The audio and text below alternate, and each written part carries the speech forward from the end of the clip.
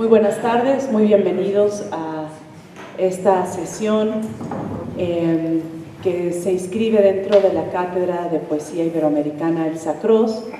Nos da muchísimo gusto tener aquí a Cecilia Vicuña en esta lectura magistral y conversatorio. Cabe decir que esta es la primera lectura de poesía que hace en México en tus 50 años que tiene de autora y de producción. Así que están ustedes en un momento y un evento histórico. Y yo voy a leer nada más una pequeña semblanza de Cecilia Vicuña.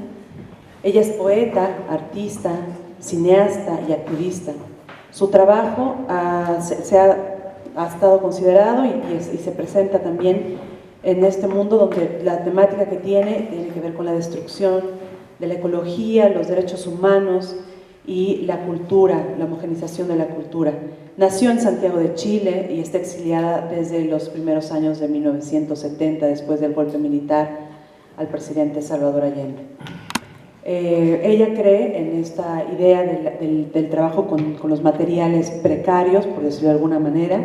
Desde los 60 ha hecho estos tipos de trabajos, un poco en este llamado de lo que significa también el llamado de lo antiguo, de los ancestros que esperan a ser escuchados. Su trabajo, como usted no solamente está y radica en el lenguaje, sino que se ha expandido y está friccionado con otros lenguajes visuales, sonoros, performáticos, en una dimensión múltiple, donde el poema, la imagen se van transformando en cine, se van transformando en canciones, en escultura, se va transformando en performance colectivos, en fin. Pueden ver, de hecho, este tipo de obra. Justo se acaba de inaugurar una retrospectiva en el Museo Universitario de Arte Contemporáneo, y es gracias al MUAC, que les agradezco públicamente, que han permitido que Cecilia Vicuña esté aquí en México y que nos han apoyado también para hacer posible esta lectura. Su obra está en distintos museos, es parte del Museo Nacional de Arte Contemporáneo de Atenas, está también en Kassel, en Alemania, en Hall Kassel, porque estuvo también en la Documenta, en el Museo de Arte Moderno de Río de Janeiro, en el Museo Nacional de Bellas Artes, en el Instituto Contemporáneo de Artes de Londres, en el Contemporary Art Center de Nueva Orleans, en la Whitechapel Art Gallery en Londres, en fin, en una cantidad de espacios, en el Whitney Museum de Arte, en el MoMA en Nueva York. Ha publicado 22 libros de arte y de poesía, y esperamos que en México aparezca un libro de ella, porque no hay publicado tampoco un libro, solamente en el 67, que aquí tenemos al maestro Sergio Mondragón, están publicados sus poemas, sus primeros poemas fueron publicados en el 67 en El Corno Emplumado, la revista que dirigió por muchos años Sergio Mondragón, y esperemos que este año o el próximo año tengamos ya un libro de poesía visual y de poesía de Cecilia Vicuña. Y bueno, ella también ha estado, coeditó el Oxford Book of Latin American Poetry, el libro 500 años de Latinoamérica, poesía latinoamericana, For Mapuche Poets en 1997, y estuvo como lectora en la Universidad de Cornell en 2015 y participó, como les había dicho, en Documenta 14 en Atenas y en Kassel en 2017. Se divide el tiempo entre Santiago de Chile y Nueva York, donde radica. Para darle la bienvenida a Cecilia y que comience esta lectura y después conversación, me gustaría ceder la palabra a Sergio Mondragón, que le va a dar una bienvenida con un poema.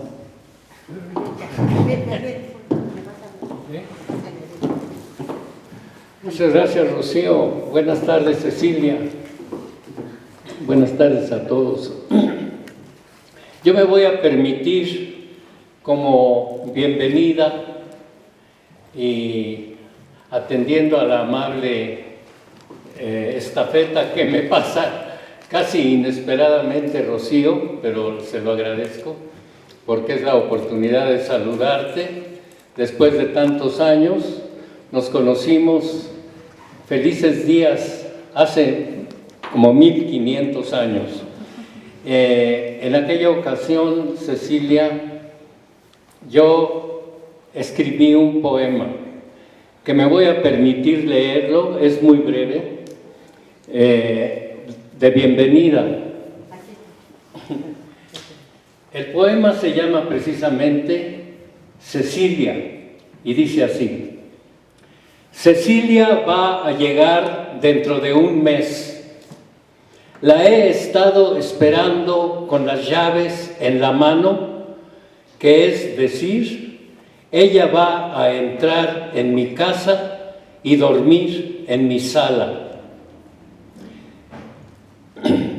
Anoche tuve un sueño que se desarrolla de la siguiente manera. Cecilia por fin llegaba y por toda maleta traía, pendiente de una correa, un caleidoscopio de colores. ¿Dónde está tu maleta?, le pregunté.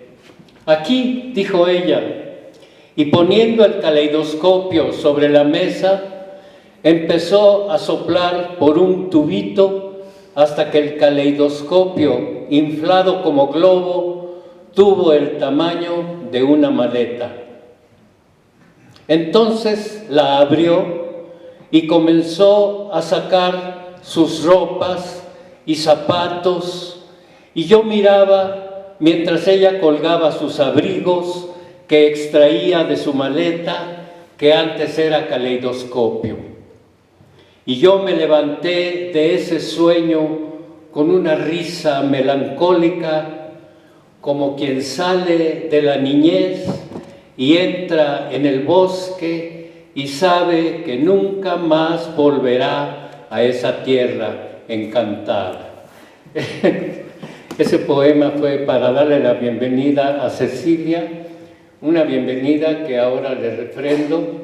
Me siento muy afortunado de estar aquí para escucharte, para atender la invitación de Rocío Cerón y de su esposo, también la bienvenida, y a todos ustedes. Muchas gracias por permitirme leer el poema.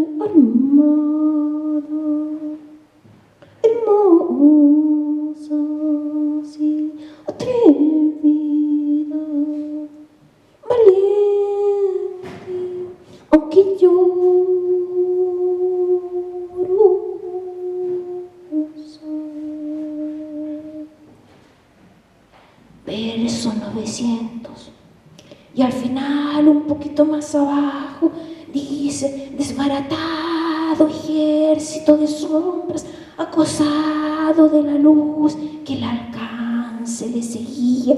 Imaginemos ese momento que imaginó Sor Juana. Quizás, me pregunto, escrito en este mismo claustro. Imaginemos que ese desbaratar la oscuridad sería nuevamente el poder de los niños de este pueblo. Y la misma Sor Juana pensaba que eso era imposible, por eso dijo, y en su mismo despeño recobrada, igual que una basurita en el deshacerse, viva en el no triunfar, triunfa deshaciéndose, esforzando el aliento de la ruina, y en la mitad del globo que ha dejado el sol desamparado, rebelde determina mirarse coronando.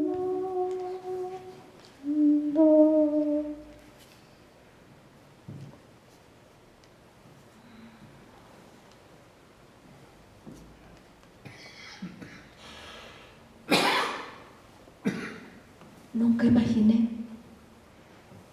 que yo podía venir al claustro de Sor Juana cuando yo era niña y leía el Primero Sueño. Me parecía el poema máximo del mundo, el poema cósmico del mundo, el poema indígena supremo de los que somos indígenas y no indígenas a la vez, mestizos, jodidos y dañados como somos. Y esta mañana de pronto entré en la emoción que tú, Rocío, me dabas al traerme aquí, y me encuentro leyendo otra vez esas líneas que forman la cabeza de un libro que publiqué yo acá hace muchos años, que no era libro, sino simplemente unas 4 hojitas, y empezaba con esa cita amazona de luces mil vestidas. Contra la noche armada podríamos pensar un pensamiento más atinado para este momento que vivimos, con la muerte de todo lo que vive presentándose aquí en esta tierra. Me refiero a toda la tierra. Y me pasé la mañana googleando, buscando donde putas pudiera ver este poema Primero Sueño. Al cabo de como 2 horas lo encontré y lo empecé a leer. Y vi también unas palabras de Octavio Paz que decía que este era un poema de conocimiento. Me acordé de mi palabra escrita, pensada, soñada hace quizás casi 40 años, que decía: conocimiento es conocimiento. ¿Cuál cimiento cuando todo se deshace? Y comprendí que yo hace poco había construido un poema que me demoré 7 años en construir, y me di cuenta esta mañana que ese poema había sido generado por la niña Cecilia leyendo a Sor Juana cuando niña. Entonces vamos a hacer un salto en el vacío a la viejita que escribe este poema que les voy a leer ahora. Salud. Estoy muy enferma, entonces todo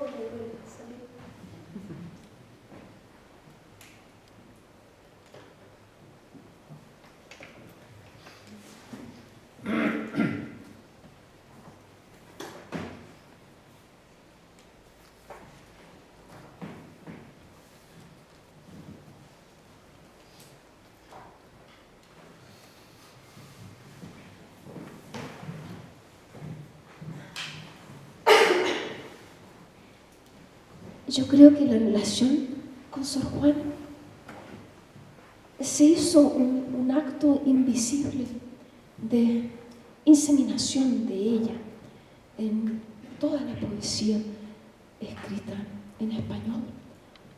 Aunque algunos no lo vean o no lo sientan, se me hace cada vez más evidente, especialmente en el movimiento del nuevo feminismo.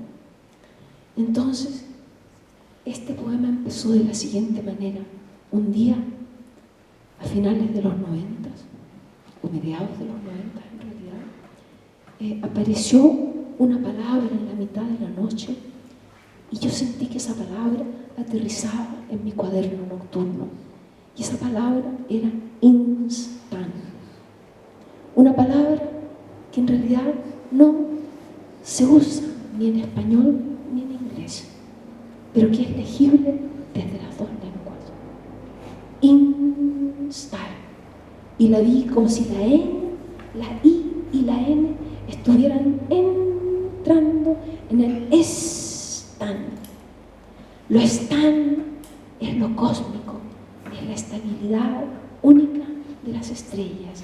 Y el in es el acto de entrar en las estrellas. Y me pasé 7 años descifrando solamente esa palabra. Y esta es la, no sé quién, iba a decir esta es la, y hasta ahí nomás llegué.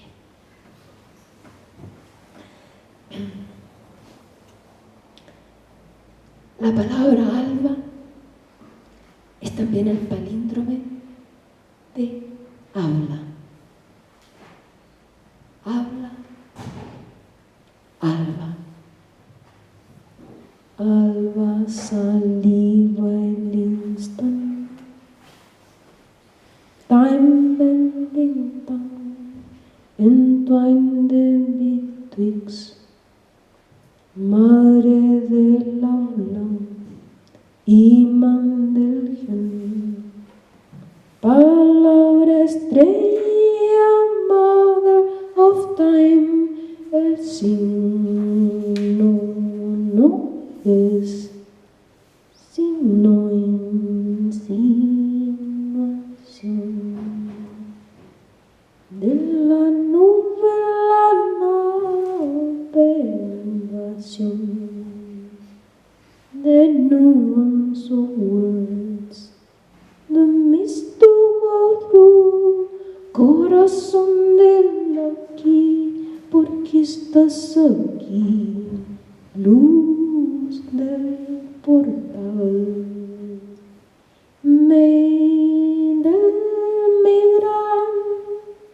Del migrar, corazón cambiado, el inmigrante, granting mi life.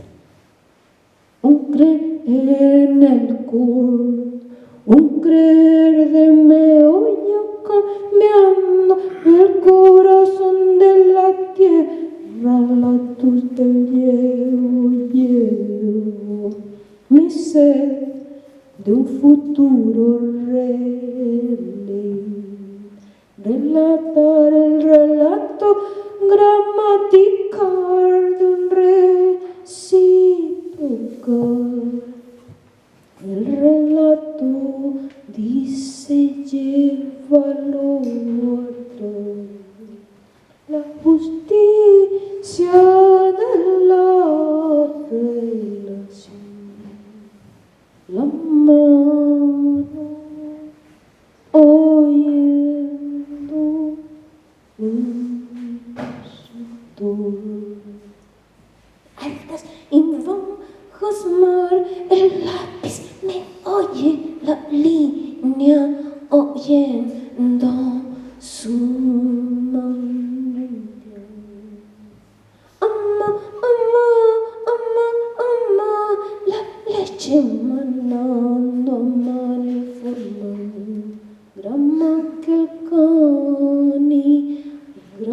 que el cani rura y scratch.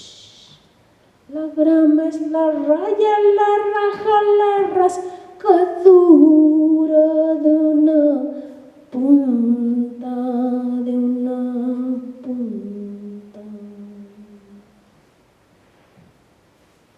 El silencio y el ruidito del lápiz son mis consejeros.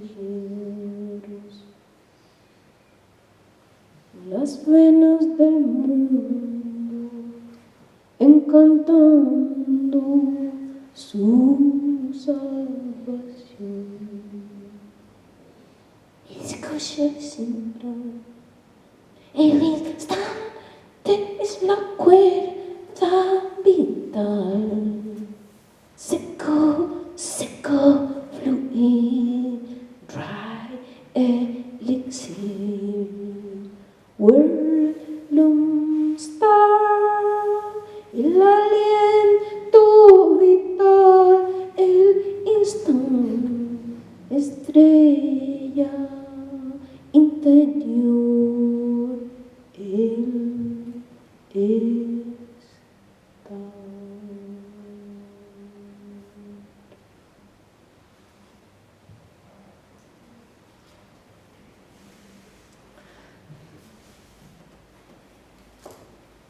Imagínense la hermosura de una lengua tan absurda como la nuestra, que al decir estar, el verbo estar está diciendo a la misma vez la estrella interior del estar.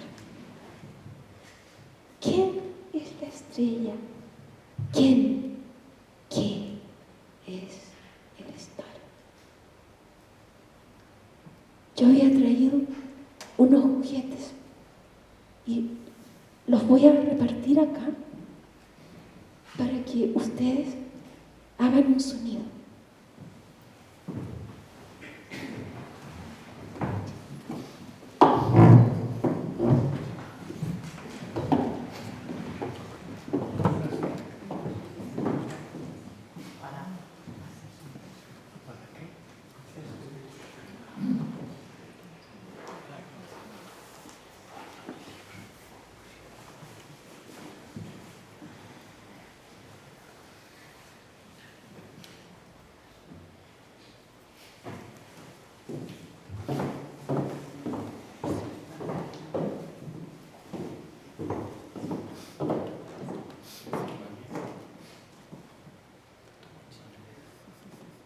Son solo dos.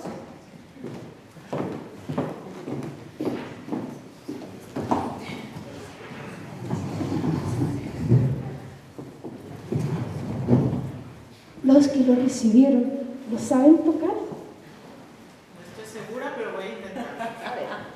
Si no sabes, yo te enseño. Ok. Tiene un hueco. Supongo que hay que soplar.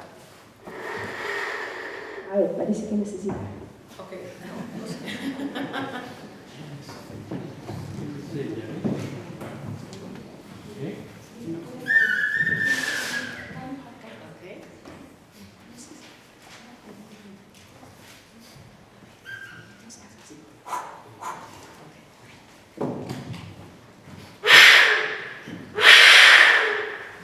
Ahí va.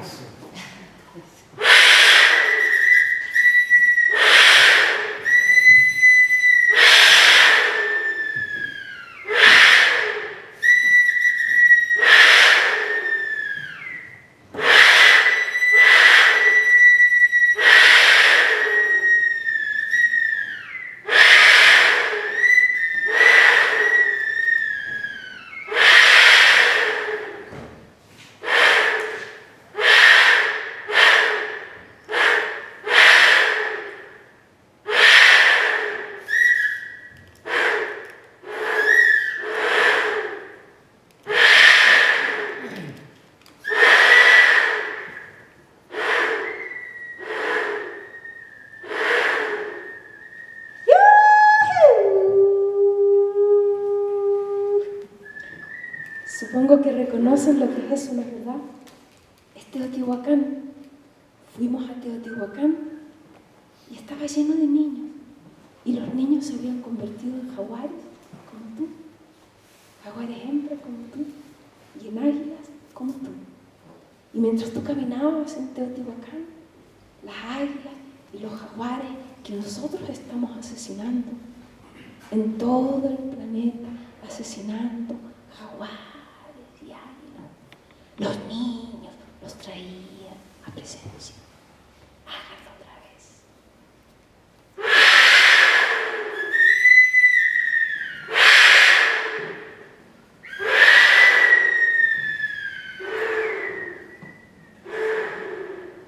La noche y el día desde el punto de vista náhuatl. La noche, jaguar, el día, águila. Cuando me encontré en la pirámide y sentí ese sonido, sentí que era posible que el día y la noche, el jaguar y el águila volvieran al río, porque los niños no lo quieren dejar morir. Eso era.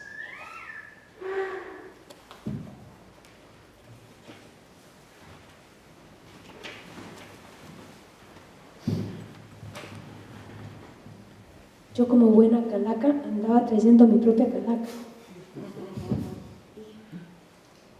Entonces, inventé algo que me parece que se llama para ustedes como quipu. No quipu, perdón, leí la palabra quipu y se me pegó. No, lo que yo les quería decir era que yo imaginé hacer para ustedes un poema que no existe, porque hace muchos años yo empecé a crear un método no poético que consiste en lo que yo llamo un cuásar. No sé si ustedes saben lo que es un cuásar. Es el fenómeno más potente del cosmos. Y cuásar quiere decir cuasi, o sea, es algo que no es nada. Entonces yo lo adopté para mis poemas. Mis poemas que en realidad no son nada. Todavía no se han configurado como poemas. No son absolutamente nada. Entonces empecé a visitar un museo, el Museo de los Murales de Teotihuacán. Teotihuacán. Y entonces empecé a inventar este códice de museo con las palabras que están escritas en el museo y que yo en realidad trastoco al pasar a mi cuaderno. Patio de pilares, ojos que nos miran, quetzales y lechuzas, olas con ojos y plumas, los círculos que nos ven y espaldas que nos bañan, quetzal, papalote. 2000 años después te pensamos, quetzal, que canta y baila y abre la puerta, su habla dice, esta es mi agua que vuela, mi agua bailarina, estucados y policromados, edificios, ciudad de los dioses, donde todos son dioses, coyotes con tocados, estrellas, la guata que también canta, su canción es otra, es mi saliva ondulada, olas de saliva cantándole a una saliva encantada de su lengua afuera, salen las frutas que brotan del canto, cantos que brotan de las frutas, escaleras en miniatura que no suben ni bajan, sino que van a la nada del rojo, a abundar, azul, azul teotihuacano, azul plomo, azul de armado, de mundo entornado, de serpiente, la mariposa es una mano de fuego que se esfuma, lápices de obsidiana, no para escribir, objetos quizás de un auto, sacrificio en el observatorio astronómico, sacrificando sangre para las estrellas, estrellas de sangre en el cuerpo, el torrente luminoso que entra por un orificio. La escritura no ha sido descifrada cabalmente. Les líneas de escritura, círculos rojos, lo precioso, el caracol emplumado, casas, vecinos con ojos que nos miran.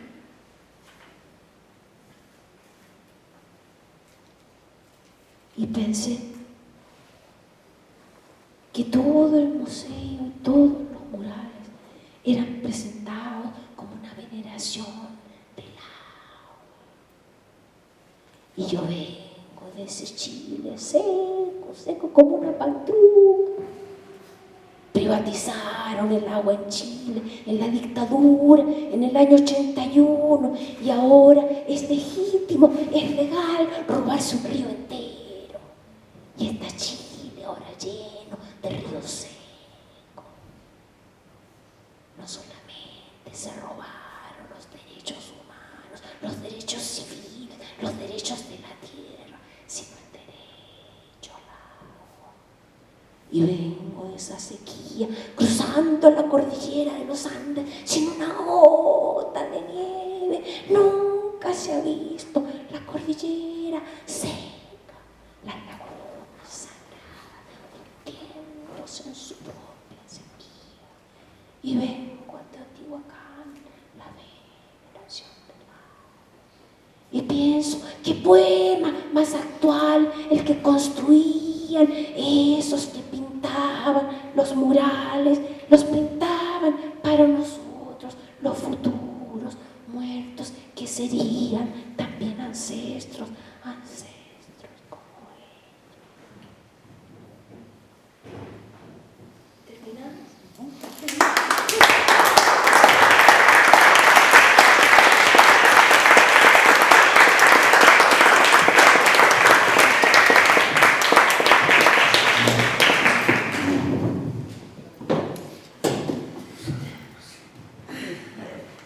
Muchísimas gracias, Cecilia.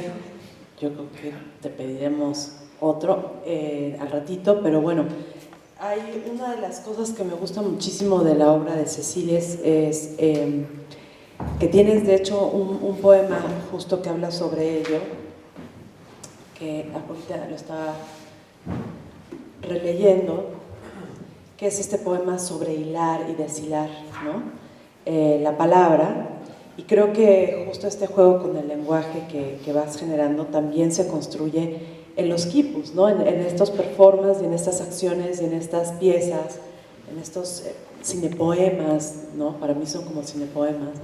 Y lo dices en Palabras e hilo, ¿no? En este poema de Palabras e hilo, donde de alguna manera creo que toda la obra ha venido siempre relacionando justo este hilado, este deshilado, estos quipus, bueno, que habría que, digo, no creo que todo el mundo sepa aquí qué son los quipus, que es una forma de escritura de los incas, ¿no?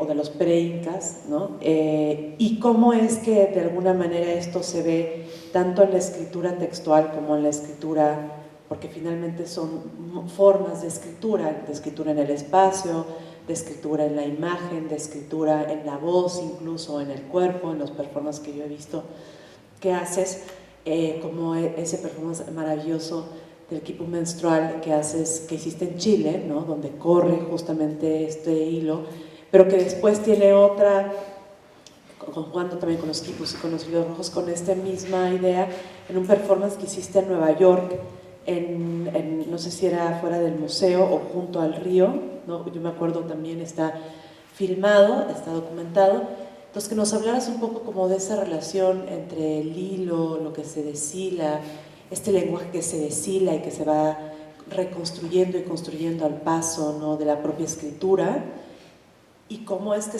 creo que esa es como una de las grandes dudas sobre todo de los chicos que vienen a los talleres, es cómo se traduce o cómo se fricciona o cómo es que pasas del texto, del lenguaje, de la articulación del lenguaje, de este hilado y deshilado, o de este anudamiento y desanudamiento del texto a otras materialidades. Gracias, Rocío. Sí, no terminé en realidad la lectura de poesía porque quería leer otras cosas más, así que luego... No, perfecto. Conversamos primero y luego podemos terminar con lo que me faltaba leer, porque siempre se me olvida y después me acuerdo más rápido. Bueno, entonces yo creo que la respuesta para lo que tú me dices, y es para los chicos que hacen esa pregunta, es que la cosa más sagrada que tenemos nosotros es nuestro ser silvestres. Entonces, a pesar de que seamos gente urbana, yo por ejemplo crecí en el campo, así que puedo decir que fui silvestre hasta los 9 años.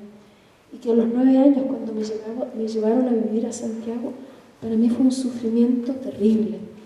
Y entonces ese ser silvestre, del ser latinoamericano, es algo supremamente precioso. ¿Y por qué lo digo?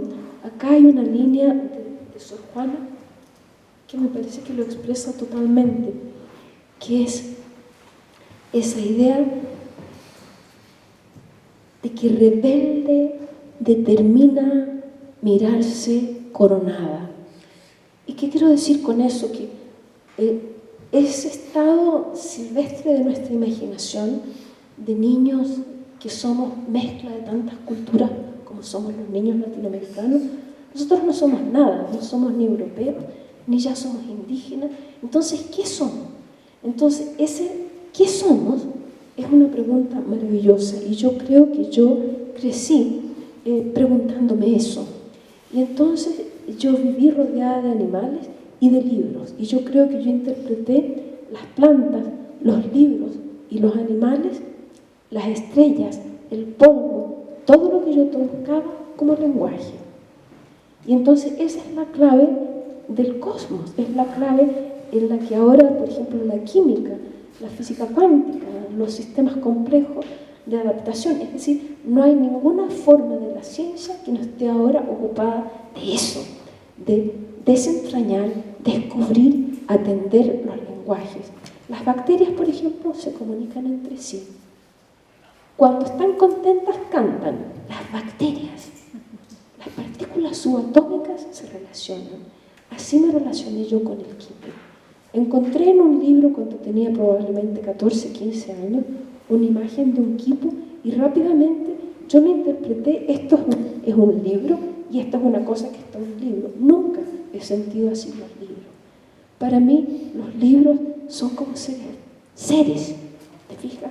Los poemas, las palabras, yo los siento de otra manera y esa es mi rebeldía y ese es mi ser silvestre. Entonces empecé a sentir lo que era el quipu y sin siquiera pensarlo escribí el quipu que no recuerda nada. Y después de que escribí esa frase, que seguramente la escribí en los años 60, porque está escrita todavía, conservo la página en que está escrita en mi cuaderno. ¿Y qué significaba eso? Significaba todo un universo. Cuando llegaron los españoles y encontraron el quipu, que era un sistema extraordinariamente complejo, capaz de transmitir tanta información como el alfabeto, pero los españoles pensaron que era un estropajo para barrer el suelo y no le dieron ninguna importancia. Y cuando empezaron a robarse la tierra de los pueblos indígenas se presentaron a la corte con un quipu, porque en el quipu estaba el registro, la escritura, que indicaba que esa comunidad era dueña. Entonces ahí los españoles dijeron, naca, aquí cortamos todas las cabezas de los quipucamayos, se prohíbe el quipu y se acabó el quipu. Eso fue más o menos en el año 1580. Entonces, la rebeldía, yo conozco a un otro artista que es un poeta, Jorge Eduardo Ayllón, de Perú, que también hizo quipus en los años 60. Y creo que fuera de él y de yo, que llevo 52 años más o menos haciendo quipu, somos como los más como leales y dedicados a explorar no lo que el Quipu fue, porque eso es más o menos imposible y además eso le corresponde a los antropólogos, a los arqueólogos, etc., a los sabios, digamos, sino a entender qué es el Quipu haciéndolo. Y yo interpreto el Quipu como una relación con el cosmos, con el cordón umbilical, con la menstruación. Lo interpreto como una creación femenina, lo interpreto como algo que existe para unir colectivos, porque los incas no solamente tenían el quipu táctil de objetos que tú puedes ver en el museo, sino también el quipu virtual que comunicaba a todas las comunidades con las fuentes de agua en los glaciares. Y justo en esto que hablas de los Andes, ¿no? Hay algo en la forma, en la escritura, por ejemplo, que valdría la pena que también nos los contaras, esa salida de Santiago, ¿no? Esa llegada a los Estados Unidos, y cómo también se manifiesta en la escritura, porque yo te he escuchado poemas, te he leído poemas donde están en español, en inglés y en mapuche, ¿no? Y hay algo de ese canto andino en que está siempre como trasminando también en tu voz, y me gustaría que hablaras de eso y cómo esa tripartita o esa triple voz que aparece en algunos de los poemas se empezó a hacer mucho más presente también en los últimos performances, ¿no? Que yo te he escuchado justo leer en inglés, en español, o sea que tienes esas tres lenguas. ¿Y cómo fue el encuentro con Estados Unidos? Violento. Bueno, sí, en realidad yo llegué en el año 80 invitada a hacer un performance en Nueva York y pensé que me iba a quedar unos días nada más y resulté quedándome 40 años.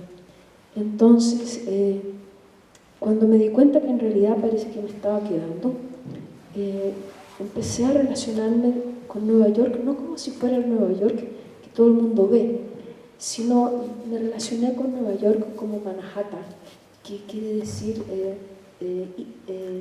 tierra de muchos cerritos, porque además yo andaba en bici, y si tú andas en bici te das cuenta que todo Manhattan es así, porque hay partes que cuesta llegar y otras que se baja toda raja.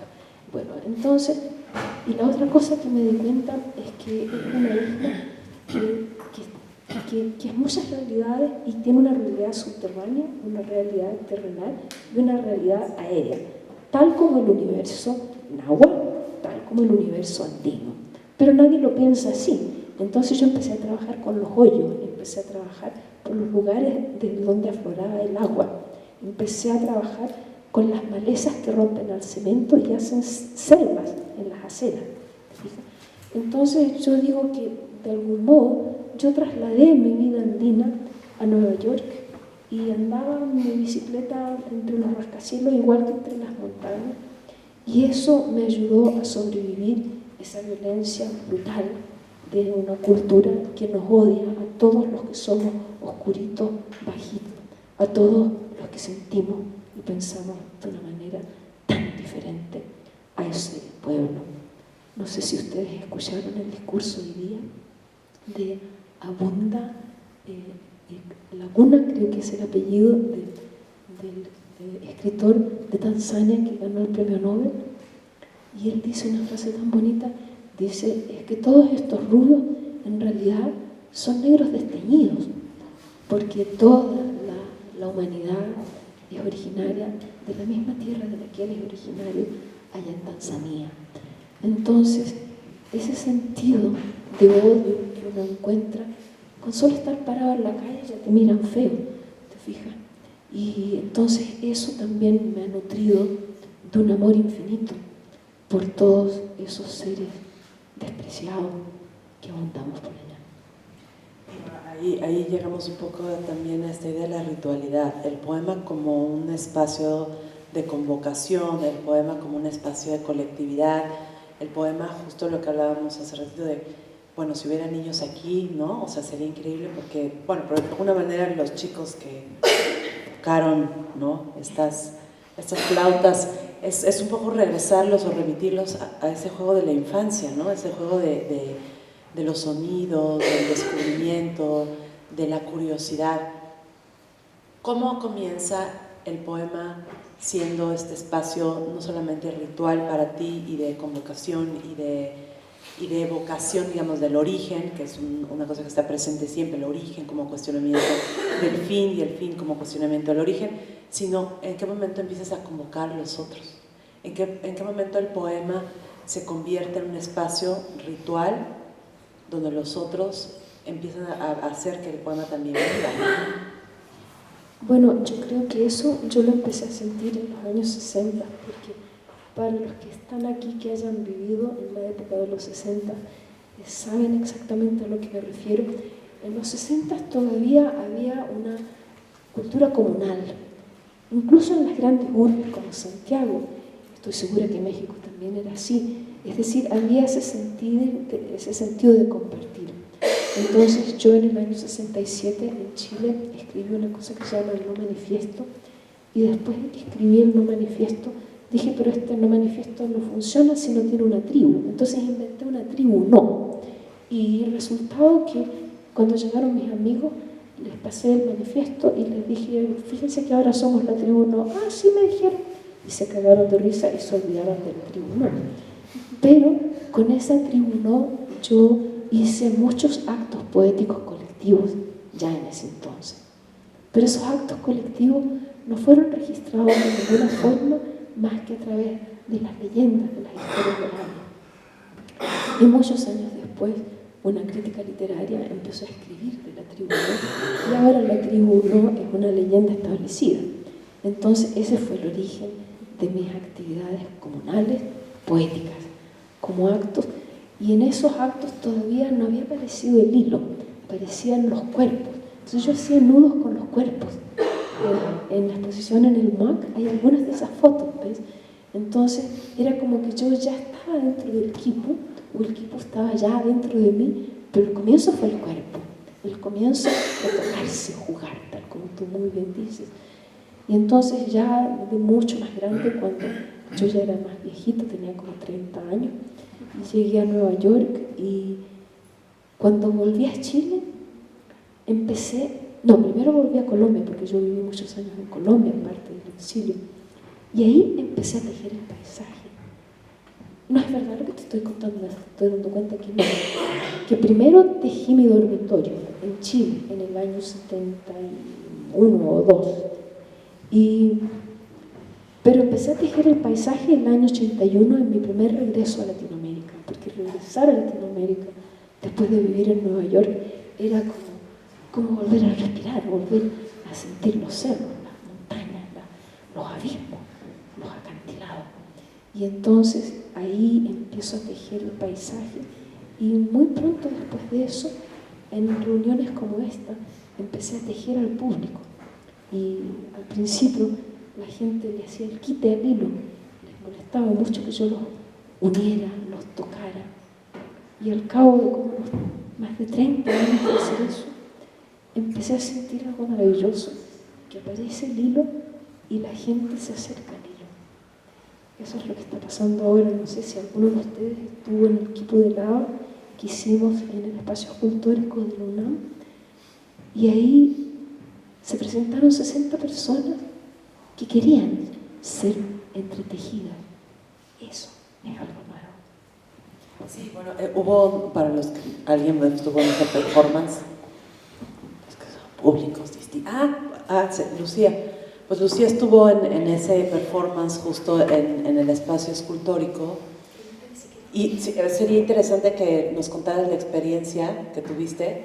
Te paso el micro, un poco porque quizá de pronto, digo, y te debe pasar que el mundo o el público de la escena literaria está un poco alejada del mundo de la escena performática, ¿no? Entonces está ahí. Pues fue una experiencia muy, muy especial, muy bonita, y con lo que más me quedo fue al mero principio. Nos juntamos abajo de un árbol, llegó Cecilia, y hicimos una especie de rezo, nos agarramos todas las manos, y Cecilia leyó un poema que había escrito esa mañana, después lo cantó, lo susurró y después de eso dijo, y después de esto no tengo idea qué va a pasar. Y ese es el momento más exquisito, el sentimiento más exquisito, es la incertidumbre, no saber qué va a pasar. Entonces después, bueno, también algo que me acuerdo es, Cecilia le pasaron el micrófono y dijo, voy a susurrar todo. Entonces habían bocinas dentro del espacio escultórico, pero ella estaba susurrando, entonces era un susurro amplificado que nos puso a todos en un estado de interioridad, pero también pues de ritualidad. Gracias, Cecilia. Y bueno, dado que Cecilia se va el viernes y yo sé que aquí hay gente que le gusta muchísimo su obra, voy a hacer 3 preguntas del público, si alguien le quiere preguntar algo. Sí. Era preguntarte cómo te vinculas con Chile a partir de la experiencia de la expatriación, de la nomadía que has vivido durante tantos años. Bueno, cuando fue el golpe, yo sentí que Chile se había exiliado de sí mismo.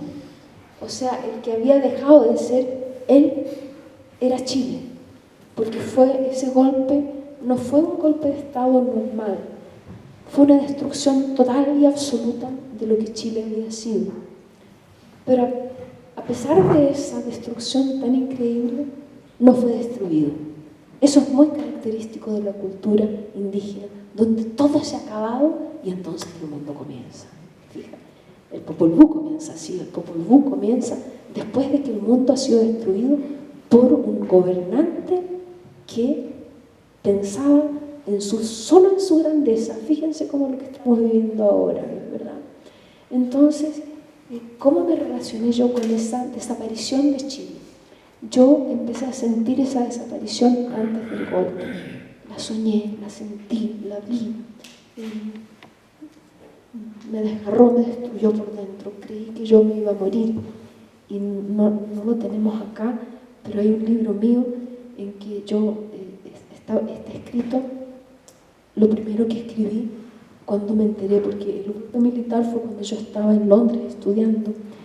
Y entonces esa misma noche empecé a pintar una pintura que se llama La muerte de Allende. Y esa pintura es una gota roja enorme que va cayendo al vacío, va cayendo como por un acantilado a un Chile convertido en un desierto. Fíjate lo que está pasando ahora. Y todo eso lo vio, no yo, lo vio la pintura. Y entonces ahí el poema que va acompañando esa pintura se llama La muerte de Allende, y no lo sé repetir exactamente, pero dice que todo ese vergel, todo eso que era, se había acabado y que sin embargo podía renacer. Y bueno, entonces todo lo que yo llevaba dentro de mí, y esta es mi respuesta, todo lo que yo llevaba dentro de mí, como memoria, como sabor, como pena, como gozo, como éxtasis, todo eso es lo que yo llamo la rebeldía, de que yo no me iba a convertir en lo que los enemigos de la vida deseaban o querían de nosotros.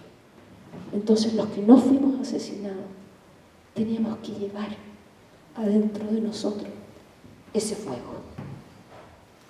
Y ese fuego es lo que me ha sustentado hasta el día de hoy.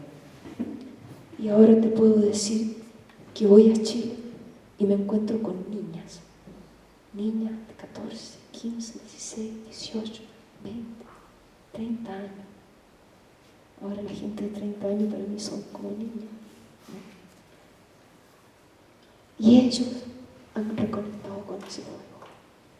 Entonces es algo muy maravilloso considerar que a pesar de la maldad tan infinita que asola a toda Latinoamérica y a todo el mundo en realidad,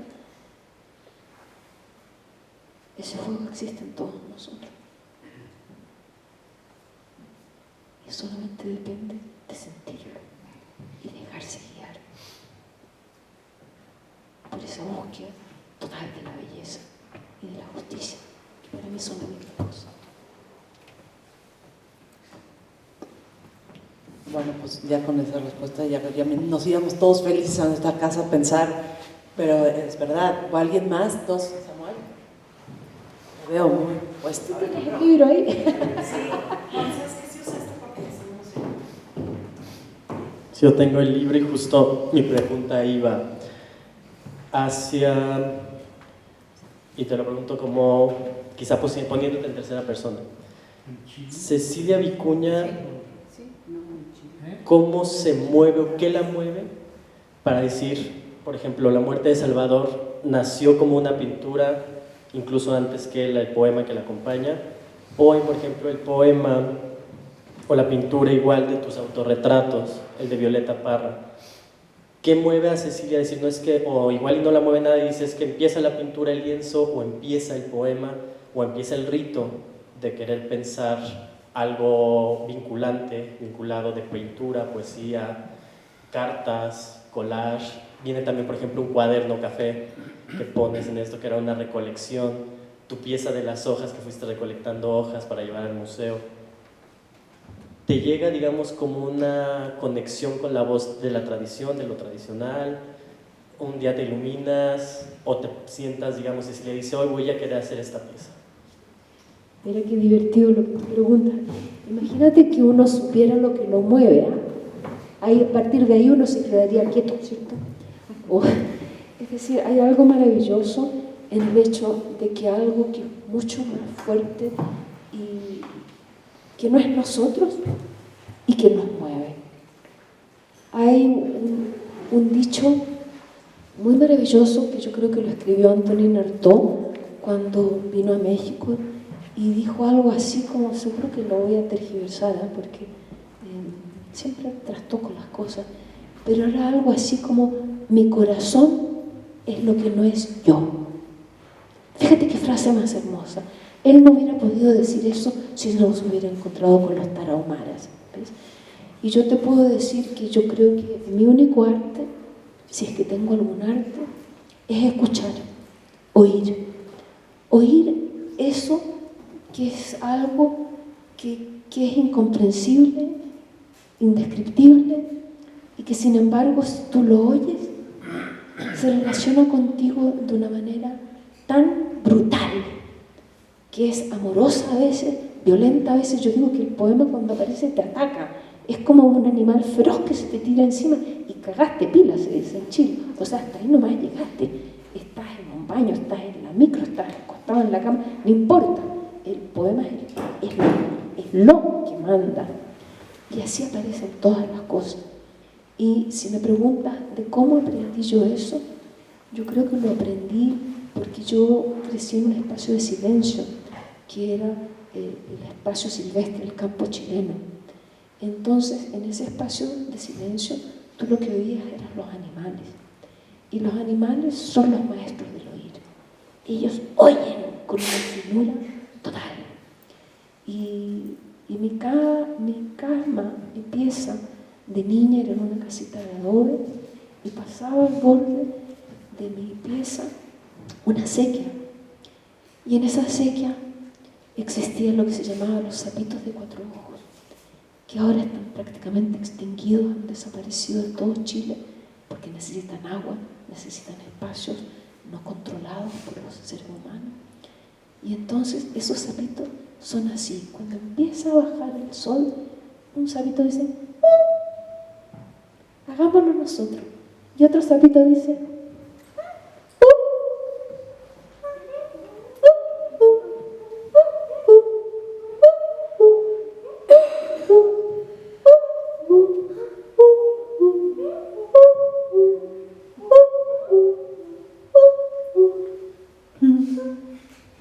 igual que los sapitos, ¿ves? Y así cantan toda la noche. Entonces yo pienso que esa finura de oír, yo la aprendí de los sapitos. Y una última pregunta del público. ¿Alguien por ahí?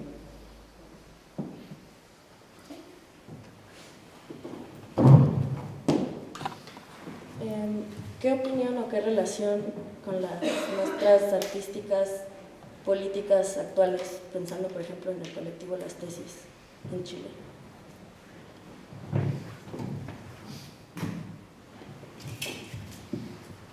Gracias. Sí, yo creo que todo este movimiento mundial del cual forman parte Las Tesis y forman parte tantos movimientos, Ni Una Más, referido a los femicidios, referido al Me Too, las mujeres que dicen cómo están siendo acosadas, es quizás la cosa más hermosa que ha pasado en esta tierra en muchos cientos de años, ¿ya?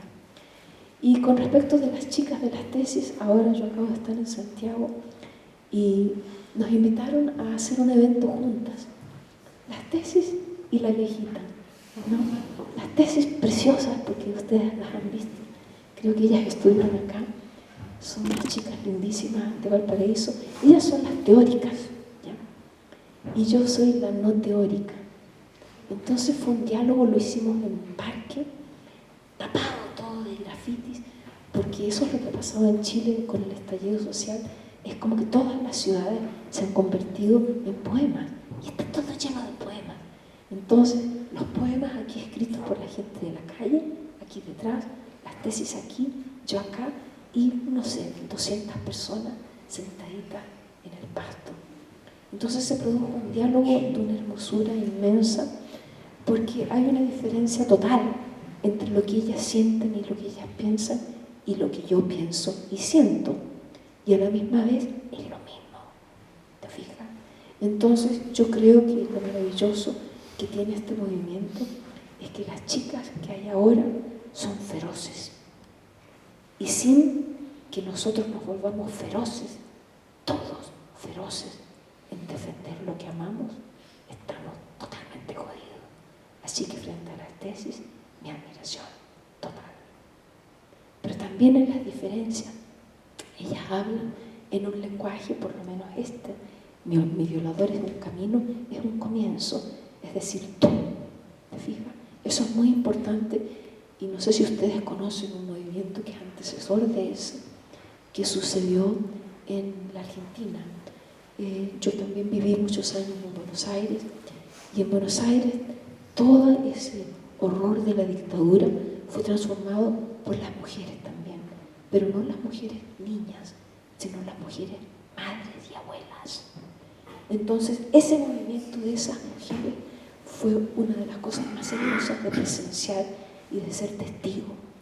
Y los nietos de esas mujeres inventaron un movimiento que se llama el Scratch, que era, como Las Tesis, aparecer en la casa de los torturadores con una comunidad inmensa de personas, un barrio entero, a decir, y este señor tan elegante que se cree que no le pasó nada, que salió impune de toda esta maldad. Llegar con bombos y platillos y niños y monos bailarines a decir, torturador. Entonces, las dos corrientes, la corriente del unir y la corriente de decir tú, las dos son necesarias. Bueno, pues creo que para cerrar esta plática, que nos podremos aquí quedar mucho tiempo, una es, yo creo que el compromiso de varios de los que estamos aquí, de que salga un libro tuyo en México, ¿no? Y no nada más que sean los incunables, ¿no?, que tienen por aquí, o este libro que es una belleza, que lo voy a poner, este es mi ejemplar, pero lo voy a poner en la mesa por si alguien lo quiere ver. Y creo que la mejor forma de cerrar esta mesa es escuchándote, Cecilia. Y yo tenía nada más, digo, sé que tienes ya tus poemas, pero a mí me gusta mucho el de Oro es tu hilar, que es un muy breve poema. Entonces por ahí, si te gustaría leerlo, me encantaría. Y invitarlos a que vayan al MUAC, a que vayan a ver esta retrospectiva, y esperemos que te tengamos otra vez aquí muy pronto con un libro bajo el brazo. Muchísimas gracias, Rocío. Yo para despedirme, pensé desde el momento que tú me invitaste y no sabía que Sergio iba a estar acá. Resulta que efectivamente ha habido varios poemas mexicanos que han sido como grandes guías en mi vida, no solamente el poema de Sor Juana, sino también los poemas náhuatl y muchos otros. Algún día podré hacer una lectura de mi amor por ciertos poemas, pero hay un poema que, viniendo de Estados Unidos, es un poema que yo sé que a Sergio no le parece un gran poema porque es un poema en prosa, pero es algo tan hermoso que se llama El éxodo de los dioses. Y mi amor, Jim Ahern, que es un poeta norteamericano, él lo tradujo y lo publicamos en The Oxford Book of Latin American Poetry. Entonces, este poema que escribió Sergio no sé hace tantos años, pero me imagino que muchos, dice una verdad tan penosa, tan dolorosa y tan verdadera, y que es por qué los mexicanos se van de aquí. No lo voy a leer entero porque es larguísimo, pero sí voy a leer un par de fragmentos. Dice: dioses de nuestros reinos, nos hemos ido de aquí a cultivar otras tierras, a servir otras mesas, a lavar otros platos, con nuestras cargas de mitos, montados en nuestras bestias, con los guaraches y los petates enrollados y terciados, con gordas y chile martajado como único y tacate, nos hemos ido de aquí. Ahora vivimos allá, más morenos, en nuestras nuevas vestiduras, relumbrando de limpios, utilizando, como siempre, los dos lados de nuestro cerebro al unísono, como nos enseñó nuestra hermana Tonantzin. Hemos llevado con nosotros los recuerdos, hemos dejado atrás los tepalcates, hemos abandonado a nuestras madres y a nuestras esposas, a todos nuestros hijitos, nuestros palacios y nuestras chozas y a todos nuestros perros.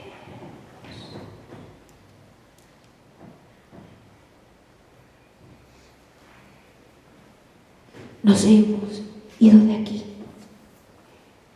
porque ya no nos quieren, ni nunca nos han querido, y se avergüenzan también de nuestras lenguas, sonoras como campanas en las torres y en los altares, de nuestros tatas y nuestras madrecitas que también se han olvidado de nosotros.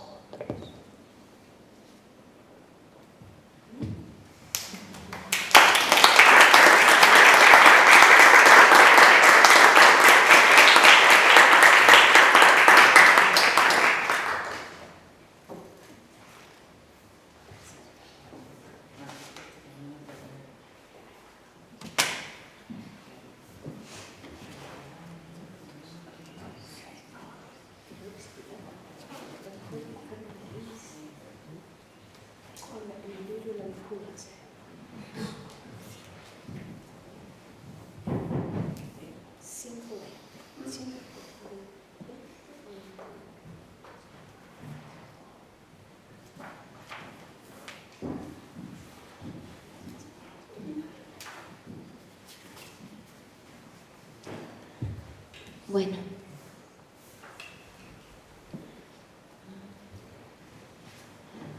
quizás ustedes saben que en el mundo andino el verdadero oro era el hilar, la idea de la unión.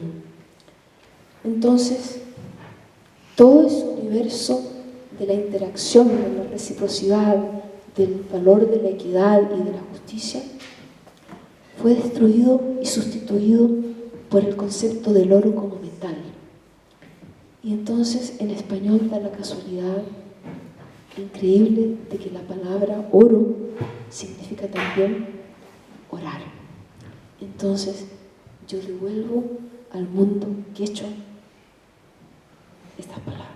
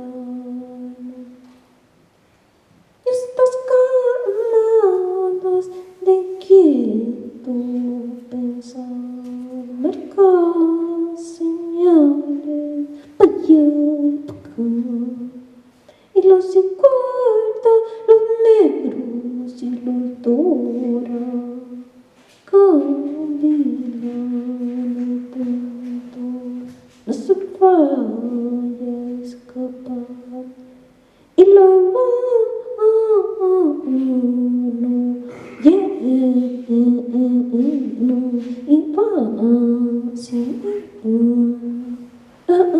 y el mundo es Iván, perdió el hilo y te la lloviznar, código y cuenta campo tocana, todo amarran hilando en pos, guardas y arroyos, río estelar, aunar lo tejido, no es algo inicial.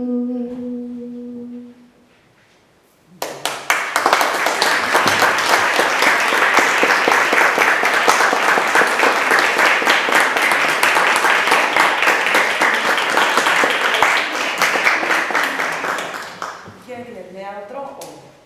Sí. Sí. ¿No? Sí.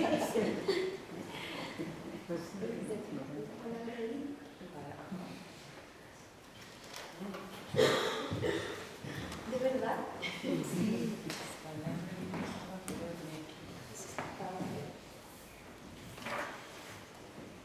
Van 147.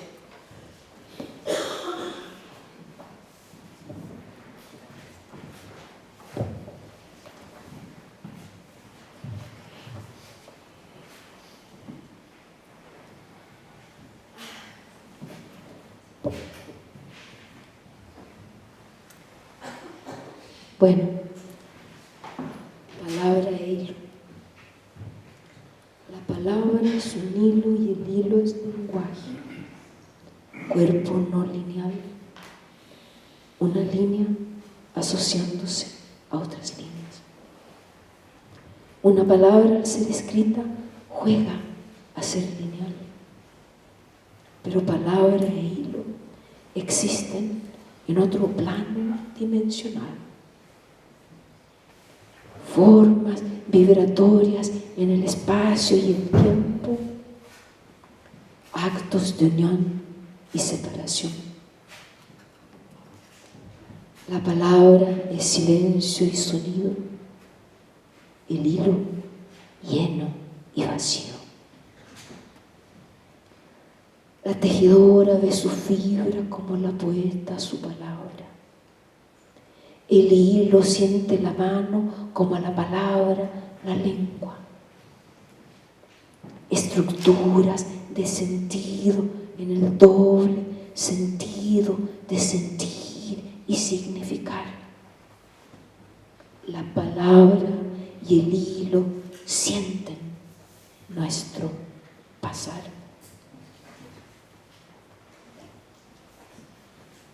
La palabra es el hilo conductor o el hilo conduce al palabrar. Ambos conducen al centro de la memoria, a una forma de unir y conectar. Una palabra está preñada de otras palabras y un hilo contiene otros hilos en su interior. Metáforas en tensión, la palabra y el hilo llevan al más allá del hilar y el hablar, a lo que nos une, la fibra inmortal. Hablar es hilar y el hilo teje el mundo. En el Ande, la lengua misma, quechua, es una soga de paja torcida. Dos personas haciendo el amor, varias fibras unidas. Tejer diseños payay, levantar las fibras, recogerlas y leer en latín es legere, recoger. La La tejedora está leyendo y escribiendo a la vez un texto que la comunidad sabe leer. Un textil antiguo es un alfabeto de nudos, colores y direcciones que ya no podemos leer.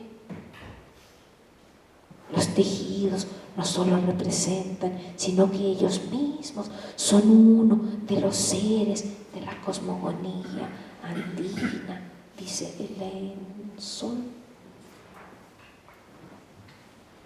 Ponchos, yejios, axos, huilles, chuspas, chupis son seres que sienten, y cada ser que siente camina envuelto en signos. El cuerpo dado enteramente a la función de significar, decía René Daumal. El tejido está en el estado de ser un tejido ahuasca, dicen las tejidoras, y una misma palabra, agnanakuna, es vestido, lenguaje e instrumento para sacrificar, significar, diría yo. ¿Lo dejamos hasta ahí?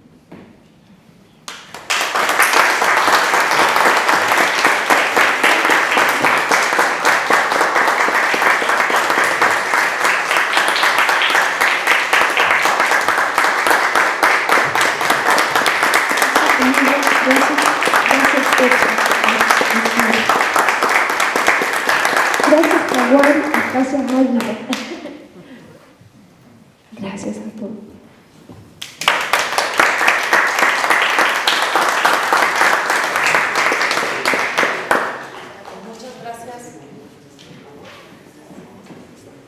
Muchas gracias por venir a todos ustedes y están cordialmente invitados también a las siguientes actividades de la Cátedra de Poesía Iberoamericana Elsa Cross, que serán, vamos a tener una serie de los martes de presentaciones. Vamos a presentar aquí la antología de nuevas poetas mexicanas que coordinó y seleccionó Julio Ortega y Alejandra Mena. Estarán también Vindictas, que es una nueva colección que acaba de sacar la UNAM de novelas de autoras.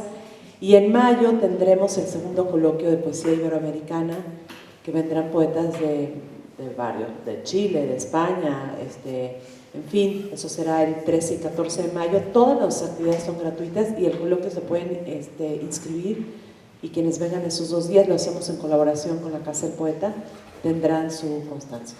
Y pues muchísimas gracias, Cecilia, y muchas gracias a ustedes por venir.